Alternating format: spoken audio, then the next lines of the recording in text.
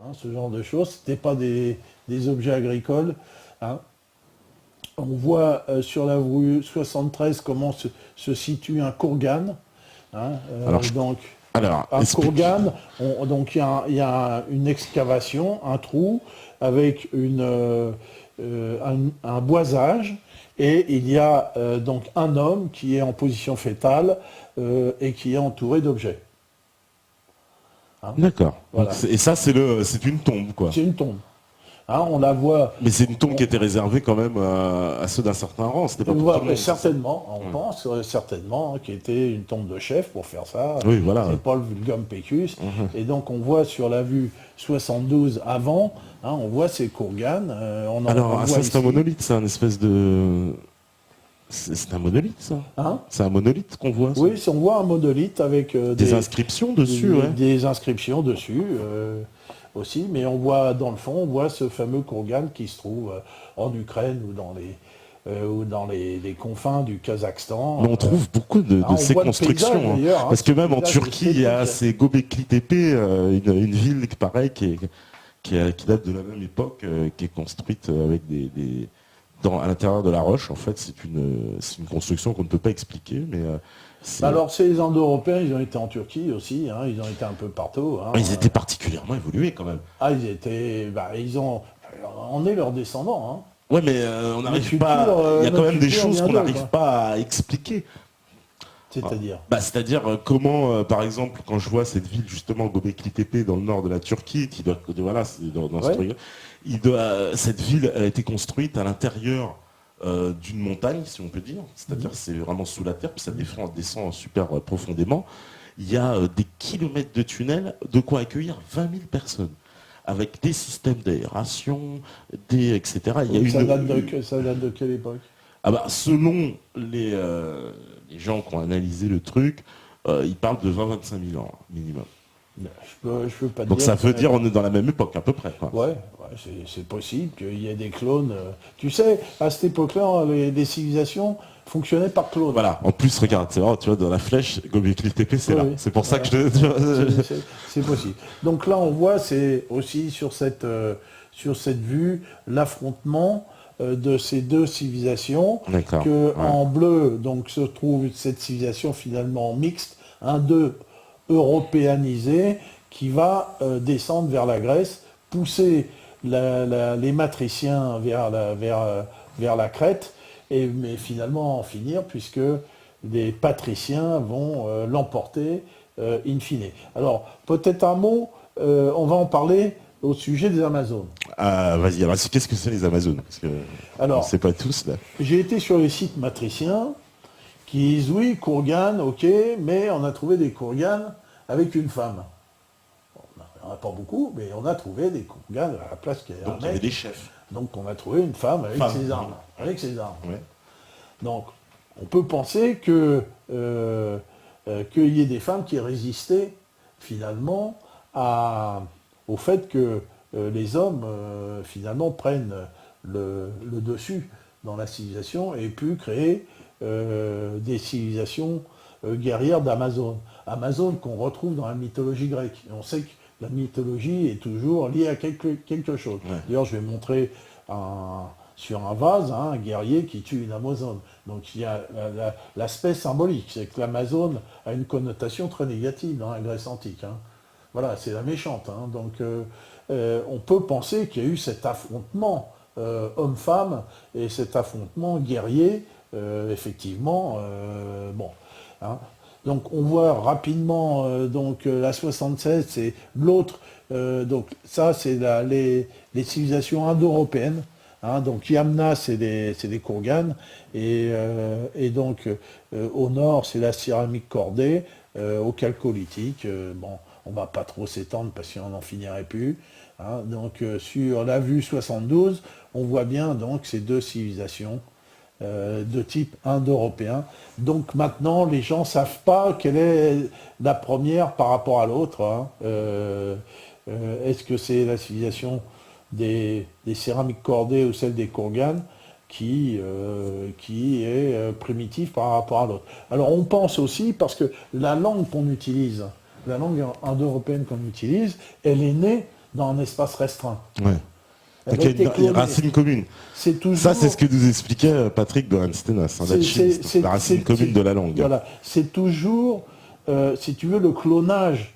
Là, le clonage, on parle, comme Prigogine, de la bifurcation. Donc il y a un moment où il y a eu un événement. Et donc, cet événement, eh bien, il est bien localisé.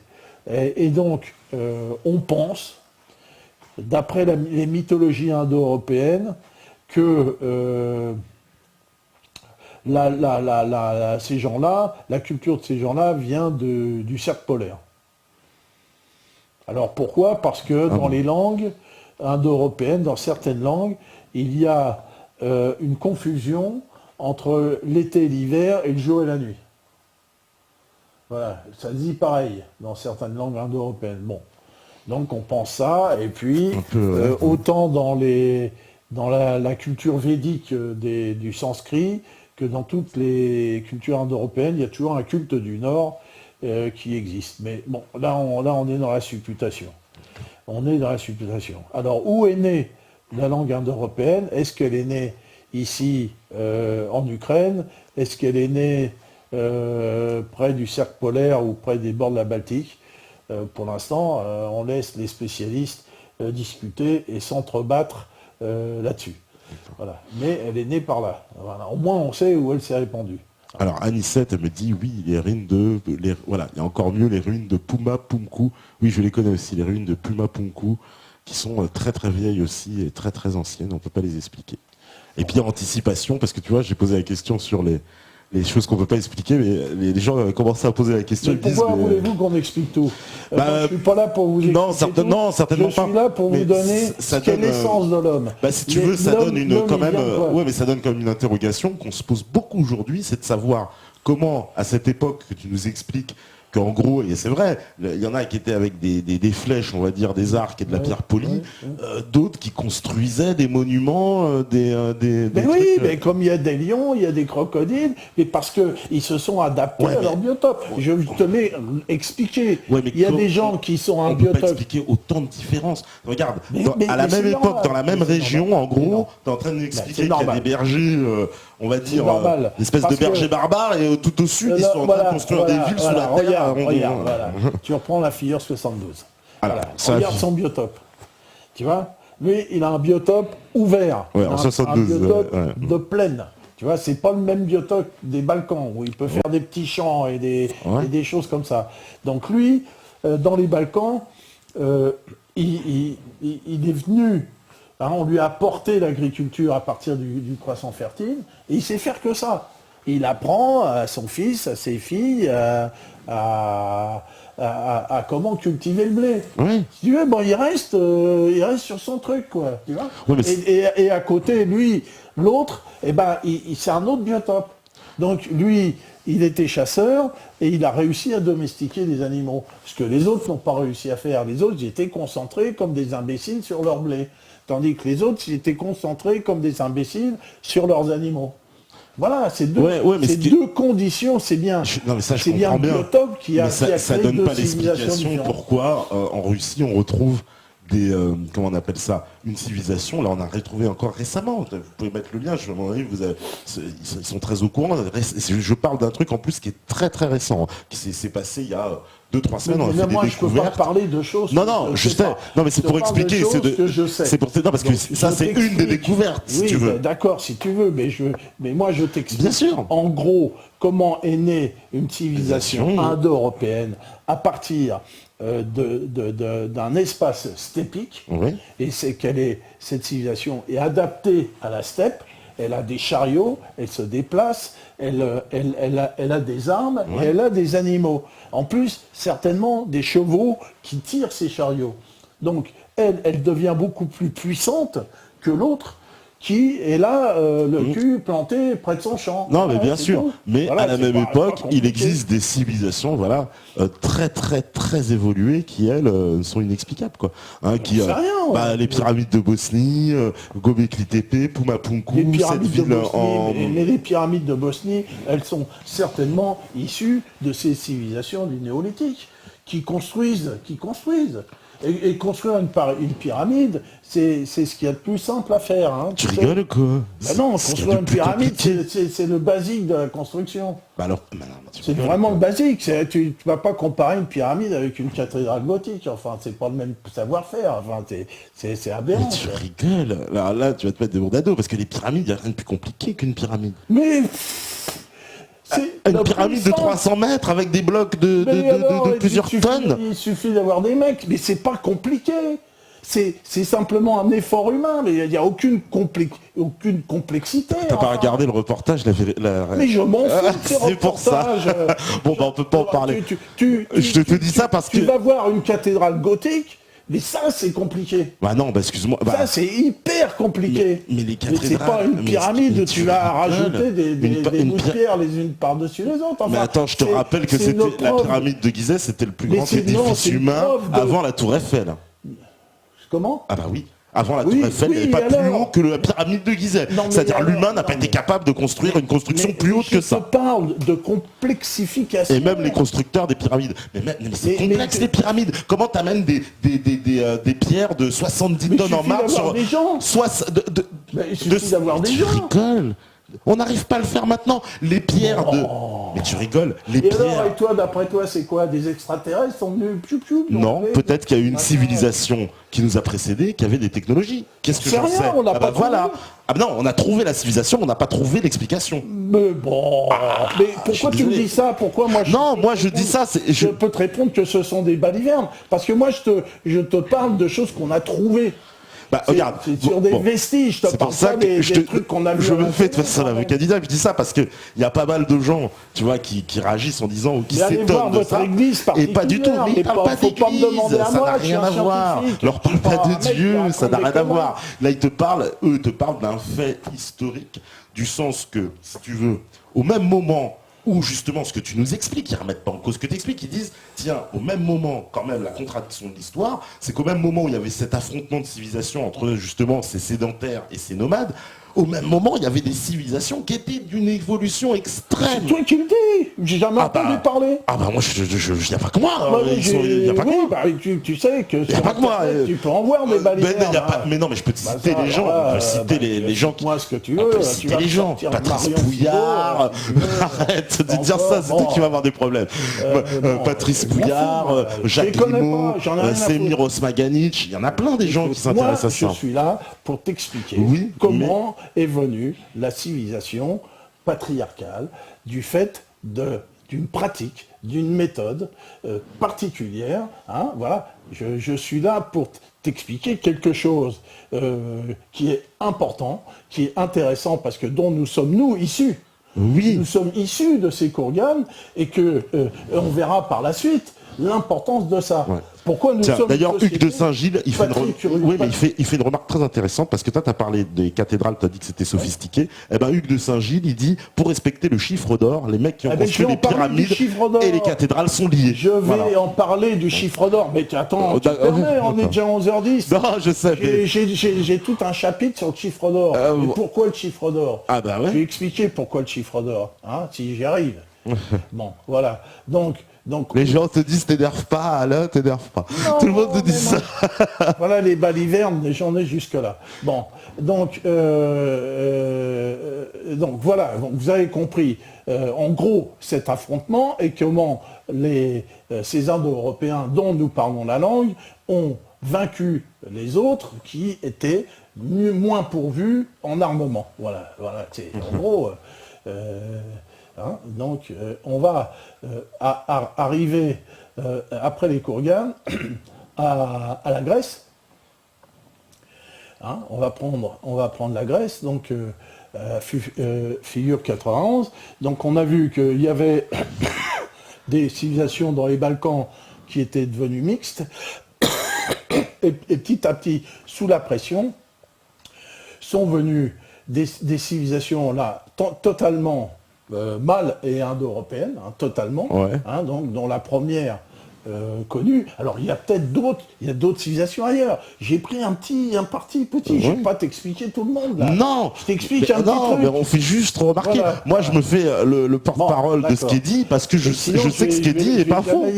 Aussi. Si c'était une contradiction, j'aurais dit la première civilisation Grèce qui a donné quasiment notre langue, notre façon notre mythologie, notre façon de penser, toute notre façon de notre conception du monde vient de là. Donc la première, c'est Mycène, voilà, c'est 1600 avant Jésus-Christ. Donc on voit Mycène, 91, la porte, on voit déjà les blocs. Bon, c'est pas encore très sophistiqué, on voit quand même... Tu vas dire que je suis chiant, mais tu vois, quand tu dis, ouais, toute notre civilisation vient de là, ça aussi, c'est un postulat historique. Parce que la Grèce, évidemment, elle donne ses racines à la civilisation européenne, mais il faut pas oublier le lien de la Grèce et de l'Égypte antique, c'est-à-dire que... ils ont tous des liens, tu verras, il y a la Méditerranée... Oui, mais exactement, mais il y a quelque chose qu'on veut occulter dans l'histoire de l'Europe quand même, c'est de parler de la filiation qu'il existe entre les savants grecs qui sont tous allés apprendre en Égypte. Mais je ne parle pas de ça, moi. Non, mais c'est un truc en gros. Bien sûr, mais bon. Donne-moi 8 jours, on va en parler. Voilà, là on n'avance pas. Donc alors, là, je te parle de cette société extrêmement masculine. Et bon, certainement, il faudra qu'on fasse... On va faire des émissions sur un sujet pareil, ça mérite bien, en plus. Oui, parce que le principal, j'ai pas pu le dire, parce que c'est toute la mythologie grecque et toute la pensée grecque qui est la pensée grecque archaïque. Parce que la Grèce évolue aussi rapidement et se civilise. Mais ce qui est intéressant, c'est d'étudier la pensée grecque archaïque, c'est-à-dire que c'est une pensée grecque qui se rapproche de Veda et de la culture indienne, de l'Inde, du sanskrit, qui est très très proche. Et c'est là que on trouve un peu des couches les plus profondes que nous avons, nous, dans nos concepts. Pourquoi, par exemple, jusqu'en 1962, une femme devait demander à son mari pour travailler? Oui. Oui. Voilà. Ça vient. Non, on a toujours dit que ça vient des Romains. Non. Pater. Ça vient des Romains, oui. Chez nous, mais ça vient des Grecs avant. D'accord. Voilà, parce que ce qui vient des Romains vient des Grecs. Et que justement, les Celtes étaient matriarcales. C'était plus matriarcal. Non, matriarcal, un peu, disons qu'ils avaient... Il y avait des chefs femmes, Boadichée, tout ça, c'est... plus d'égalité entre les hommes et les femmes. Donc on voit sur cette vue 94, par contre, en Crète, le fameux palais de Knossos, donc on continue le matriarcat. Qui se perpétue dans la société minoïenne. Alors, même ici, on voit dans la figure 95 une statue crétoise qui se retrouve à Mycène. Donc, ils avaient des liens. Alors, on sait que dans cette Méditerranée, les liens étaient étroits. Les Minoïens avaient des bateaux qui se baladaient partout, les Égyptiens aussi, et ils avaient des relations qui étaient très très proches. Donc on voit que cette civilisation patriarcale a chassé les matriarcaux à l'extrême sud, jusqu'à la Crète, et jusqu'à la destruction de Knossos et de cette civilisation par l'explosion de Santorin, du tsunami qui en a résulté, et que finalement, ensuite, ils ont pu être envahis par les Mycéniens. Et puis, cette culture hellénique particulière s'est bien répandue, tout en gardant, finalement, quelques aspects féminins dans les déesses, puisque il y a, en 97, Déméter, la déesse de l'agriculture, Artémis, voilà, qui restent, si tu veux, des temps anciens. Et alors là, je voulais te montrer aussi ce que je te disais, la figure 99, c'est Héraclès. Hercule, Héraclès en grec. Oui, Héraclès en grec qui et tue Hercule en Amazone. Donc il y a bien quelque chose. Il devait bien y avoir des femmes qui se sont regroupées pour se défendre, hein, et puisque même il y avait cette culture minoïenne, donc l'affrontement homme-femme a peut-être été sanglant parfois. D'accord. Hein. Alors, on Tu veux va pas qu'on regarder. fasse une pause là, non? Parce que avec Comment parce que je vois l'heure, c'est pour ça. Il n'y a pas une pause de prévu, peut-être, non? Je sais pas, mais il est 11h15. Je sais pas D'accord. ce qu'on fait. Je vais passer la dernière. D'accord. Hein. Et donc ça, c'est une carte que j'ai faite aussi, d'après aussi mes recherches, quand Alors c'est la j'étais dans la carte génétique. 100. Ouais. Voilà, donc on peut voir un peu les interactions, les différents types de peuplement. Donc en rouge, vous avez l'axe de peuplement principal de l'Europe, la grosse flèche sud-est-nord-ouest. Hein. C'est l'agriculture. Attestée à la fois par la génétique et par la thermoluminescence. Vous avez un petit axe de peuplement trans-ibérique de l'Afrique et le Paléolithique, qui est aussi attesté par la génétique, hein, et qui fait qu'on trouve dans l'espace franco-cantabrique un peuplement de l'espace important, hein, par les objets, et que on voit en bleu l'influence indo-européenne. Alors les Indo-Européens agissent, et on le voit par les traces génétiques, plus par influence culturelle que par la génétique. Hein, c'est une influence culturelle, et donc on les voit qui font d'abord une pause dans les Balkans, qui descendent, qui créent Mycène, puis des civilisations doriennes, achéennes qui vont suivre, puis classiques, hein, que cette civilisation de la Grèce classique va aller à former la civilisation romaine, qui est pratiquement la même, hein, du point de vue de la religion, de la conception du monde, et que cette civilisation romaine, évidemment, nous est ramenée chez nous par ces salopards de Romains qui ont tué Vercingétorix, c'est dégueulasse, et donc dont nous parlons une langue qui est issue de la langue qu'on parlait dans le Latium, le bled à côté de Rome. Donc, mais nous avons aussi une influence celtique et germanique qui vient de l'Est, directement, hein, et une autre influence nordique qui est venue plus tard, et qui, elle, apporte aussi une influence génétique, parce qu'on voit des traces de gènes qui ont des gradients nord-sud. Et eux, ceux qui viennent sud-ouest, là, c'est en néolithique, ils viennent d'où, d'Inde aussi? Ils viennent d'où Non, eux, ils viennent du croissant fertile. Du croissant fertile. Du Voilà, croissant ok. fertile. Hein, voilà. Hein. Et la civilisation indo-européenne, comme je l'ai montré, elle va se répandre partout. Hein. J'ai montré une image où elle va jusque dans la vallée de l'Indus, en Iran, et en Turquie. Et donc, elle est attestée par la langue, Ouais. hein, par la langue des gens, qui, donc, on trouve des structures linguistiques. Voilà. Donc là, vous avez un petit peu comment se situent les influences qui sont à la fois des influences génétiques et des influences culturelles, et qui ne sont pas les mêmes. Hein, voilà. Ok, on fait une petite pause parce Voilà. qu'il me la demande aussi, hein, les métanotes, donc on va la faire. Et puis on revient après, il y a un journal de personnes, je crois, Voilà. qui est calé. Mikey, t'es prêt en régie, je pense. Ok, juste attends avant qu'on balance le truc, parce que je réponds juste à une... J'ai vu, parce qu'il y a un petit dialogue qui s'engage avec Anicette de Niveau Paume. Ma chère Anicette, je te promets qu'on fera une émission libre antenne spéciale pyramide.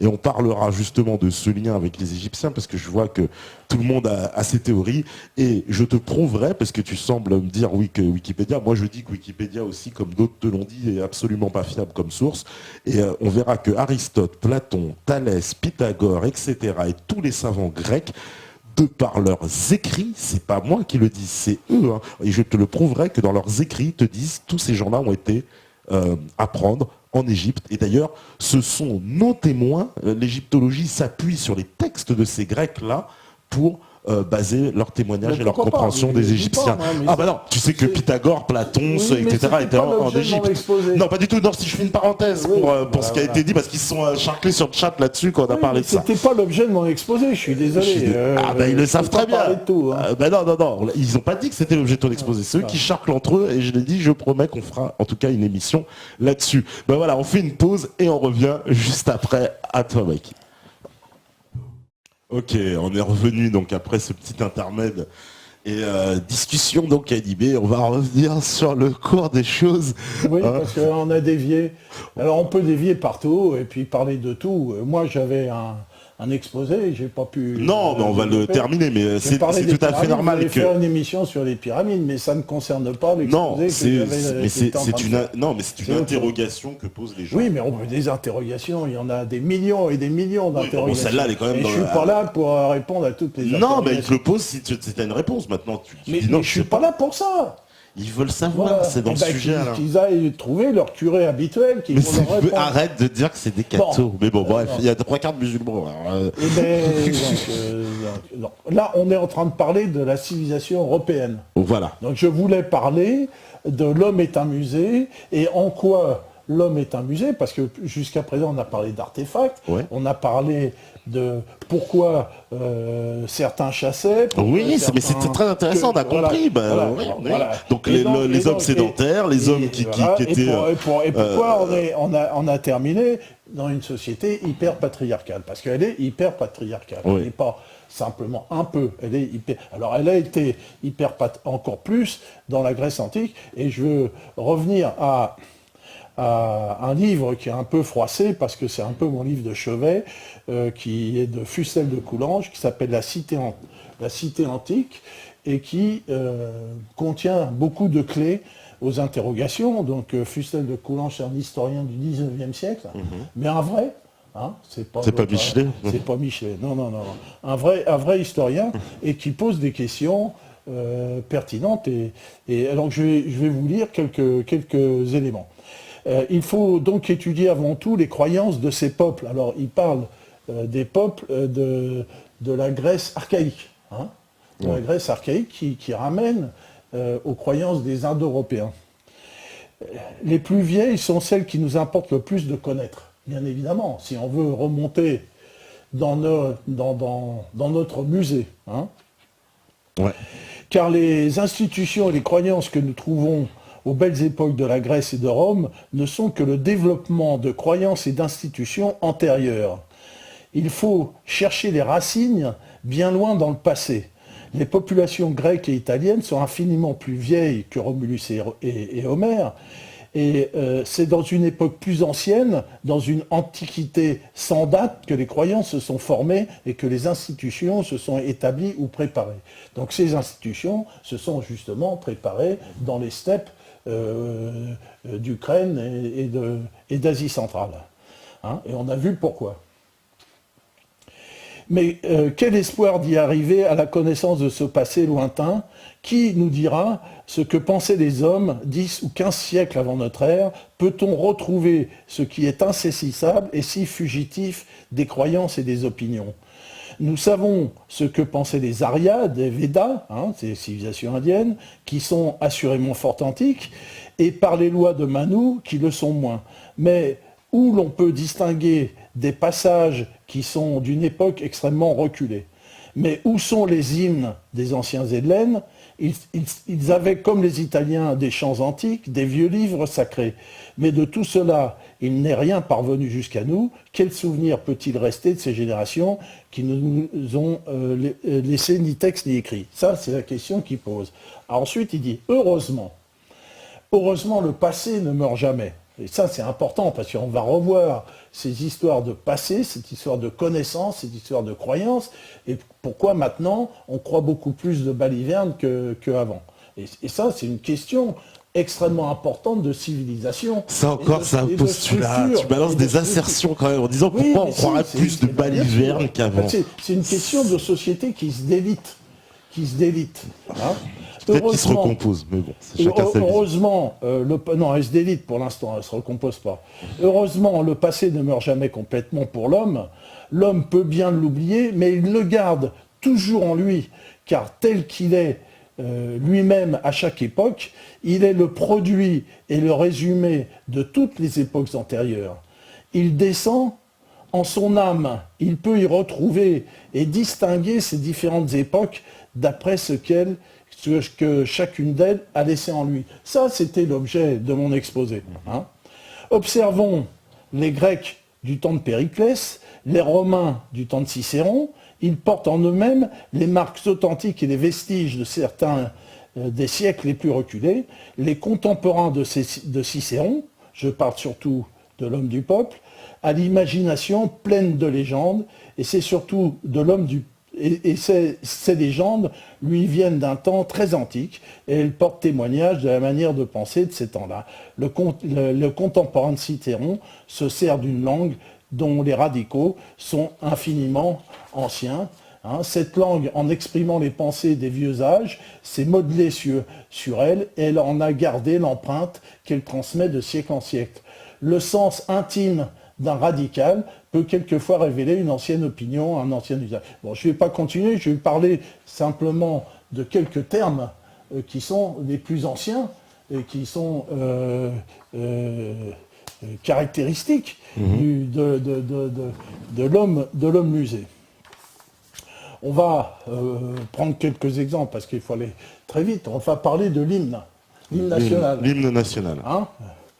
Ben voilà, allons enfants de la patrie, voilà l'hymne. D'où vient l'hymne? Alors, l'hymne, on s'aperçoit que ce mot a la même racine que l'hymen, c'est-à-dire le pucelage des femmes. En fait, en grec ancien, l'hyménée, c'était la cérémonie du mariage. Hein?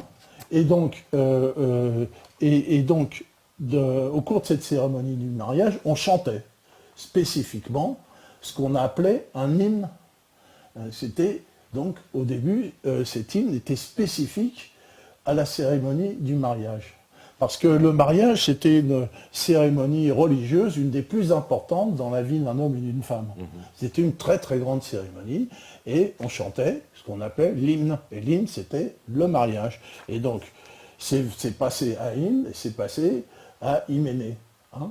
Voilà, donc on revient, on voit que un exemple de muséologie humaine. Oui, le langage, ça paraît très évident que c'est une source inépuisable vers notre passé, quoi, en plus. Vers le passé. Oui. Alors, mais aussi, ça amène aussi des concepts.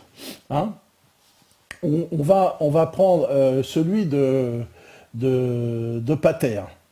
Le terme pater. Pater. Ouais. Voilà, pater, en fait, chacun pense que pater, ça vient de père. Parce qu'on dit pater, dans toutes les langues indo-européennes, il y a ce terme-là qui a une connotation de filiation génétique. Ouais. Mais il n'en est rien. Parce que le pater, si tu veux, ça veut dire prêtre. Et donc, en grec ancien, la filiation génétique, c'était ganitar, qui a donné géniteur. Et donc, ça, c'est ce qui est la filiation biologique. Mais pater n'est pas une filiation biologique. Pater, ça veut dire prêtre. Parce que dans ces civilisations indo-européennes très anciennes, tu veux, le chef de famille était le prêtre de la religion domestique, puisque les premières religions de ces gens-là étaient des religions domestiques. Hein, on ne croyait pas à un dieu de la pluie ou de je ne sais pas quoi, on croyait à ses ancêtres. Et donc, on avait un foyer, hein, donc on parle du feu sacré. Je ne sais pas si c'est le feu sacré, le feu sacré. Donc, chaque foyer, chaque maison avait un foyer hein, qu'on allumait et qui représentait l'âme des ancêtres, et on faisait des libations, on déposait de la nourriture et des objets pour les ancêtres. Donc chaque foyer avait sa propre religion au début, hein, donc toutes les religions étaient domestiques. Donc tu avais et donc la femme, elle passait du foyer de son père de la religion de son père, et il y avait cette cérémonie qui était importante parce qu'il fallait qu'elle change de religion, hein, et qu'elle aille honorer les ancêtres de son mari. Tu vois, hein. D'accord. Et donc, le pater est devenu, et le pater étant le chef de foyer, était aussi le prêtre. Donc il y a une connotation qui s'est créée entre le père, entre le géniteur et le pater, et que tu retrouves même dans la religion chrétienne. Tu sais, notre Père qui est aux cieux, in nomine Patri, etc. Donc on nomme le Dieu des chrétiens, on nomme le Père, hein, et comme on nomme Père, le prêtre, on dit mon Père, etc. Donc là, on voit bien que le Père, chef de famille, était bien un prêtre, donc il est resté évidemment omnipotent dans la famille, hein. Et la famille n'avait pas forcément un caractère ethnique, parce qu'on pouvait adopter, hein, le père pouvait adopter, pouvait répudier, et donc pouvait se constituer sa famille. Chez les Romains, il avait tous les droits, c'est ça, hein, le père. Ah ouais, voilà, chez les Grecs et les Romains, ils avaient tous les droits, et que droit de vie et de mort, hein, c'est ça d'ailleurs, sur les membres droit de vie et de sacrés. mort, il pouvait tuer sa femme, ses Voilà. enfants, comme ses esclaves. Le statut de la femme était le même que le statut des esclaves. C'était strictement identique. Et donc, la femme et les enfants ne pouvaient pas rester en justice. Tu vois, quand il y a eu des cités en Grèce, les femmes et les enfants n'étaient pas responsables. Tu vois, ils n'étaient pas responsables. La justice, c'était le pater qui faisait la justice. Hein, voilà. Donc ils n'étaient pas justiciables, ils n'avaient pas le droit de citer, et ces pseudo-républiques n'étaient que de républiques de dominus. Alors il y a le dernier mot que je voudrais terminer, ce qui donne la domination. Ouais. Hein, tu vas dominer, je suis un dominateur, tu es un dominé. Bon. Hein, Dominus vobiscum, disent les chrétiens. Voilà. Donc, qu'est-ce que ça veut dire? Je suis musulman. Dominus. Comment? Non, je ne suis pas chrétien. Tu n'es pas chrétien. Je suis musulman. Non, je rigole. Encore Encore un poisson d'avril qui m'a mal passé. Mais bon, je m'intéresse à ça parce que c'est extrêmement intéressant. Dominus, dans les racines anciennes, ça veut dire propriétaire. Donc oui, de domaine. Ouais. Voilà, alors ça a donné le domaine, bien sûr, parce que le domaine est sacré. Domaine, dominus, seigneur, pater.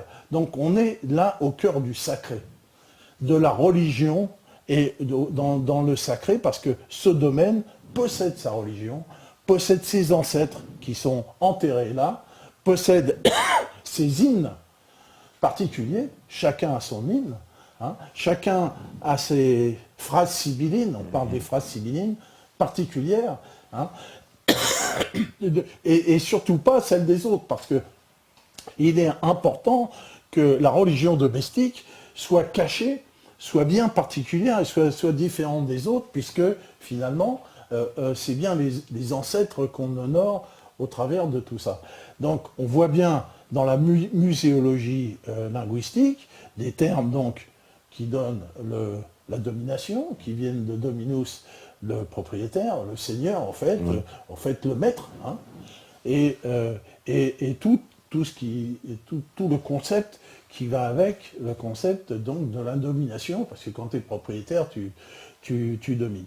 Voilà un petit peu ce que je voulais dire sur l'homme musée et certains aspects qui ne sont pas seulement des aspects linguistiques, mais qui nous ramènent des concepts.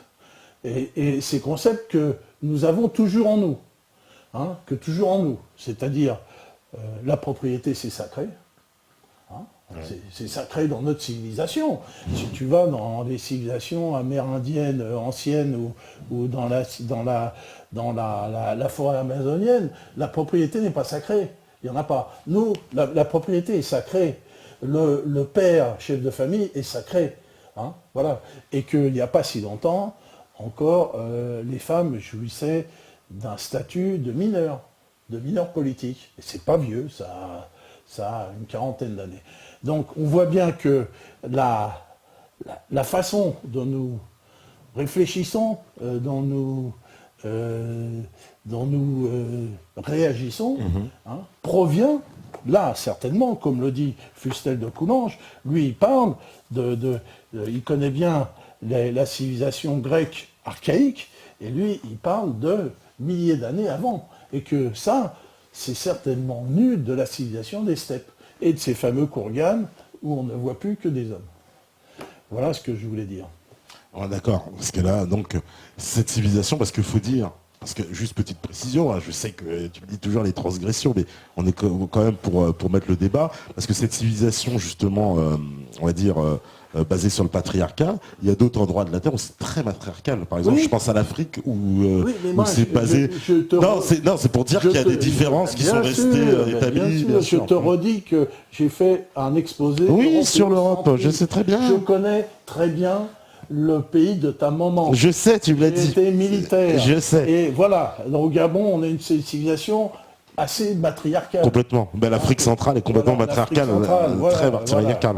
Et qui est complètement différente de l'Afrique qui est musulmane. Complètement. Ça n'a rien à voir. Exactement, c'est pour ça que je parlais de l'Afrique centrale, l'Afrique de l'Ouest, celle qui est plus islamisée, beaucoup plus patriarcale. Tout à fait. J'ai assisté à des cultes du vaudou avec... Parce que, par exemple, bon, petit aparté, mais tu vois, qui va dans le sens de ce que tu dis, puisqu'on parle de civilisation, et c'est vrai qu'en plus, en Afrique, il y a une, comment on appelle ça, une spécificité, c'est qu'il y a une espèce de continuité des civilisations jusqu'à aujourd'hui, beaucoup moins perturbée qu'on ne le croit, hein, malgré la colonisation. Finalement, c'est un tout petit épisode dans l'histoire.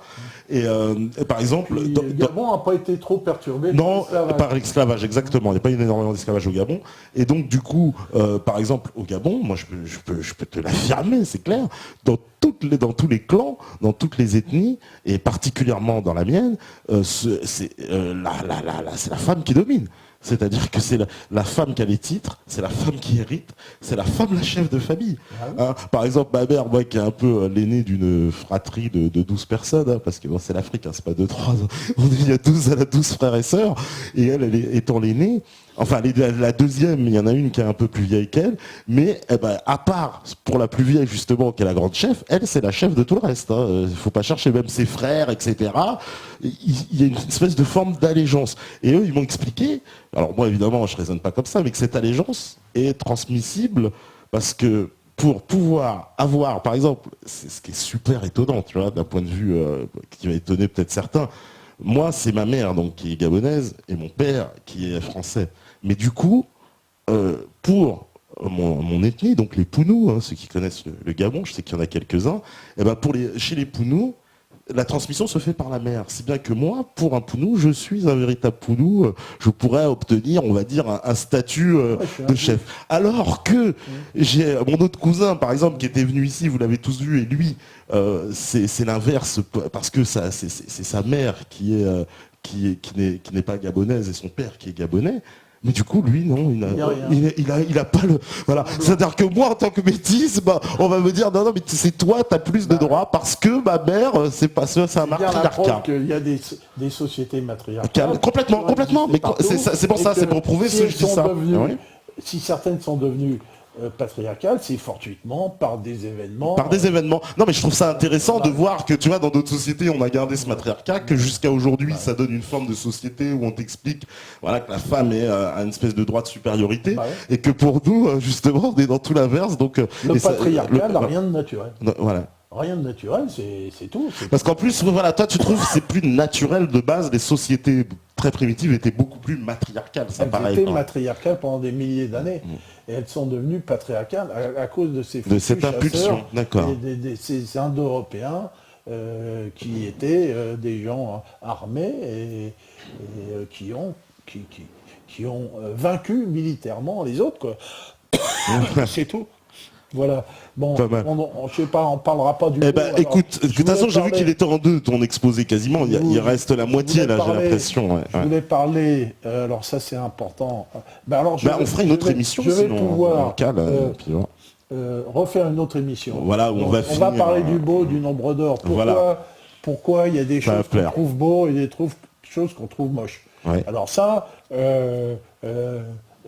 donc j'ai vu il n'y a pas longtemps un exposé sur la musique, et pour montrer comment la musique contemporaine, c'est n'importe quoi. En fait, c'est vraiment n'importe quoi, hein, parce que finalement, ce n'est pas dans un concept de beau, et que le beau, finalement, se ramène à la nature. Hein. On trouve beau parce qu'on voit un arbre, et c'est quoi un arbre? Il y a ce fameux nombre d'or, mais ce nombre d'or, c'est pas quelque chose d'extraordinaire. C'est quand en fait, c'est le respect de la même proportion dans la croissance. Oui. Hein, dans la croissance, je voulais, par exemple, on a retrouvé ça avec la feuille A4. Tu veux, quand Ouais. tu plies une feuille A0 jusqu'à je sais pas quoi, tu as toujours les mêmes proportions. Hein, et que tu peux diviser 21 par 29,7, tu vas trouver le nombre d'or. Mais ça, on l'a fait en voulant justement que dans la croissance, on trouve la même proportion quand on a inventé ça.